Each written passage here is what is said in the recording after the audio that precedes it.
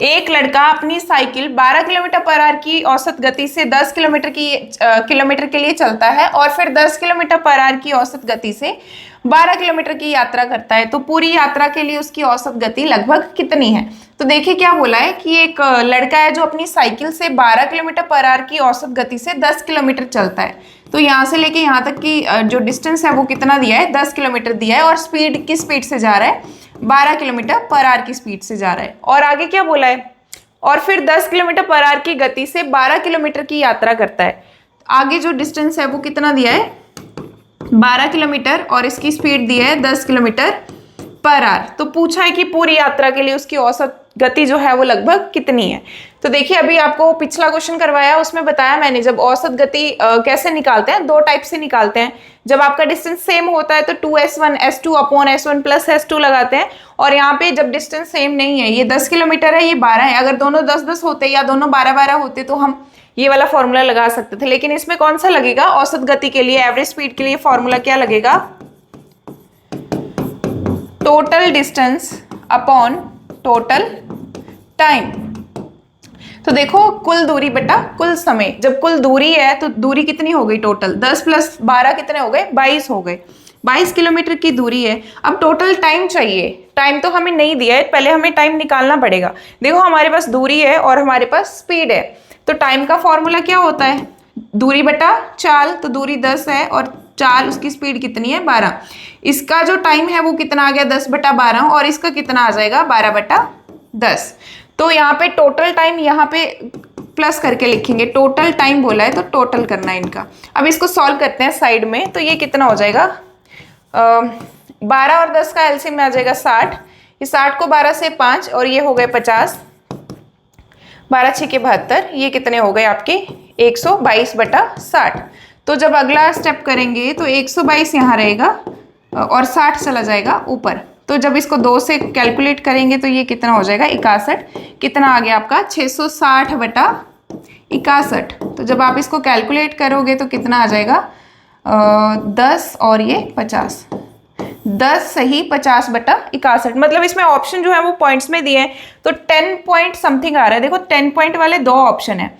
अब ये 61 है, अगर ये 61.4 लिखा है मतलब आधे से भी नीचे है, अगर ये जो है 60 के आधे से भी नीचे होता, 30 से भी कम होता, तो ये आंसर होता। मतलब ये जो है इसके बिल्कुल नजदीक है, तो फिर ये कौन सा ऑप्शन रहेगा इसका, 10.8 किलोमीटर पर आवर। बाकी आपको नहीं पता लगता, आप इन दोनों को डिवाइड करके देख सकते हैं, इसमें बी जो है इसका करेक्ट आंसर रहेगा। हमारा जो नेक्स्ट क्वेश्चन है वो है औसत गति का, और ये इंपॉर्टेंट क्वेश्चन है। तो जब औसत गति जो है, देखिए इसमें 2 टाइप के क्वेश्चन आएंगे। एक है कि जब डिस्टेंस सेम होगा, मान लीजिए कि वो s1 की स्पीड से गया है और s2 की स्पीड से वापस आया है, तो जितना गया है उतना ही वापस आया है। इसमें क्या है, डिस्टेंस सेम है, चाहे ऐसे बोला हो कि जितना गया उतना ही आया है, चाहे ऐसा बोला हो कि हाफ जो है डिस्टेंस वो जो उसने s1 की स्पीड से और हाफ जो है वो s2 की स्पीड से कवर किया है। तो इसमें भी क्या है, डिस्टेंस बराबर है, हाफ हाफ बोला है तो डिस्टेंस बराबर है। तो इसमें औसत गति का, एवरेज स्पीड का जो फॉर्मूला होगा वो क्या होगा, 2s1 s2 upon s1 plus s2। s1 और s2 इसमें क्या है, स्पीड्स हैं, चाहे जितना गया है उतना ही वापस आया है, चाहे आधा गया है इस स्पीड से, आधा गया है s2 की स्पीड से, तब भी इसमें ये वाला एवरेज स्पीड के लिए आपका फॉर्मूला लग जाएगा। लेकिन जिसमें दूरी बराबर नहीं होगी, इन दोनों में दूरी बराबर थी, मान लीजिए कि बोला है कि थोड़ा सा डिस्टेंस जो है ए की स्पीड से कवर किया है, थोड़ा ज़्यादा डिस्टेंस जो है वो बी की स्पीड से कवर किया है, और जो थोड़ा सा बाकी बच गया वो सी की स्पीड से कवर किया है। तो इसमें जो है ये वाला फॉर्मूला नहीं लगेगा। उसमें कौन सा फॉर्मूला लगेगा, एवरेज स्पीड का क्या फॉर्मूला लगेगा, औसत चाल का कुल दूरी बटा कुल समय, total distance upon total time. तो ये वाला जो क्वेश्चन है एवरेज स्पीड का ही है, औसत गति का ही है। तो हम देखेंगे पहले कि ये वाला फॉर्मूला लगेगा या फिर ये वाला फॉर्मूला लगेगा। तो देखिए, एक व्यक्ति P से Q तक 40 किलोमीटर पर आवर की गति से यात्रा करता है और 50% गति बढ़ाकर वापिस आता है। क्या बोला है कि कोई डिस्टेंस है वो कितनी स्पीड से कवर किया है, 40 की स्पीड से कवर किया है, और जब वापिस आता है तो कितनी स्पीड बढ़ा के वापस आता है? 50% अपनी स्पीड बढ़ा लेता है। अब 40 का पहले स्पीड कितनी है? 40, तो 40 का 50% कितना होगा? 20। तो उसने अपनी स्पीड बढ़ा ली। 50% कितना होता है? आधा। तो 40 का आधा कितना होगा? 20 होगा। तो उसने 20 किलोमीटर पर आवर अपनी स्पीड बढ़ा ली। तो गया किस स्पीड से था? 40 की स्पीड से, और वापस कितनी स्पीड से आएगा? 60 की स्पीड से, क्योंकि उसने अपनी स्पीड जो है 20%, सॉरी, जो उसने अपनी स्पीड है 50% बढ़ा ली है, मतलब 20 किलोमीटर और ऐड हो गई है। तो 40 पहले थी, 20 और हो गई, तो आने का स्पीड कितनी हो गई उसकी? 60 किलोमीटर पर आवर। तो इसमें जितना गया है उतना ही वापस आया है। तो इसमें ये वाला फॉर्मूला लगेगा एवरेज स्पीड के लिए। तो देखते हैं इसमें, average speed is equal to 2S1 speed पहली, और S2 है जो स्पीड दूसरी है, ये 60, और नीचे दोनों को प्लस करके लिखेंगे। तो 40 + 60 कितने हो गए? 100। ये 2 0 से ये 2 0 कैंसिल हो गई। ये 8 8 छिके 48। इसमें आपकी एवरेज स्पीड कितनी आई है? 48 किलोमीटर पर आवर। इसमें थर्ड ऑप्शन जो है इसका करेक्ट आंसर है।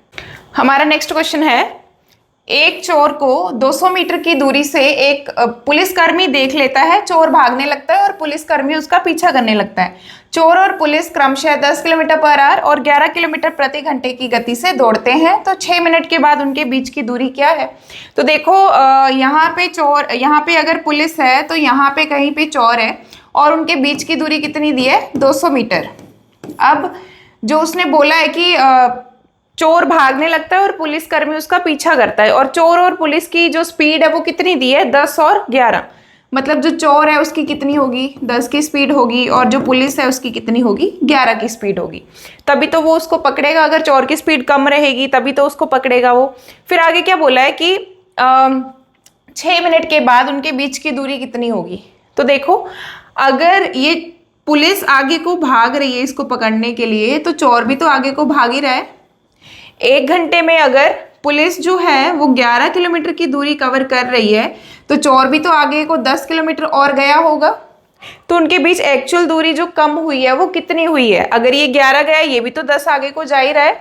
एक्चुअल में जो है वो उसकी जो बीच की दूरी है वो 1 किलोमीटर पर आवर, मतलब उसकी स्पीड जो है वो रिलेटिव स्पीड बोलते हैं उसको। मतलब रिलेटिव स्पीड जो होती है वो कैसे निकालते हैं? दोनों की स्पीड अगर वो एक ही डायरेक्शन में जा रहे हैं तो दोनों की स्पीड माइनस करते हैं। अगर वो ऑपोजिट डायरेक्शन में आ रहे हैं, जैसे कोई इस साइड को जा रहा है और कोई इस साइड को जा रहा है, तो इनकी जो रिलेटिव स्पीड होती है वो होता है प्लस हो जाती है। और ये सारा कंसेप्ट आप ट्रेन प्रॉब्लम में पढ़ेंगे।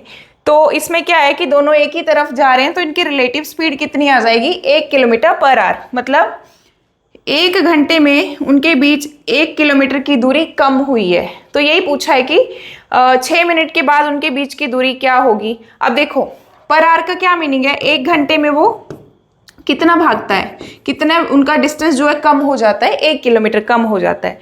अब क्योंकि ऑप्शन मीटर में है तो ये किलोमीटर को मैं मीटर में चेंज कर सकती हूँ। और 6 मिनट बोले हैं तो 1 घंटे में कितने मिनट होते हैं? 60 मिनट। 60 मिनट में उनके बीच की दूरी कितनी हो रही है? 1000 मीटर कम हो रही है। तो अगर 60 मिनट में 1000 मीटर कवर किया है तो 6 मिनट में कितना किया होगा? अब देखो, 60 से 6 कैसे बना होगा? 10 से डिवाइड करके। आप इस साइड भी 10 से डिवाइड कर दो तो कितना हो जाएगा? 100 मीटर। तो 6 मिनट में कितना डिस्टेंस कवर कर लिया है? 100 मीटर।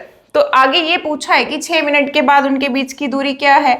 अगर टोटल 200 था और 6 मिनट में उन्होंने 100 मीटर कवर कर लिया, तो बाकी कितना बचा? 100 ही बचा है। तो इसका आंसर कितना है? 100 मीटर। इसमें फर्स्ट ऑप्शन जो है इसका करेक्ट आंसर होगा।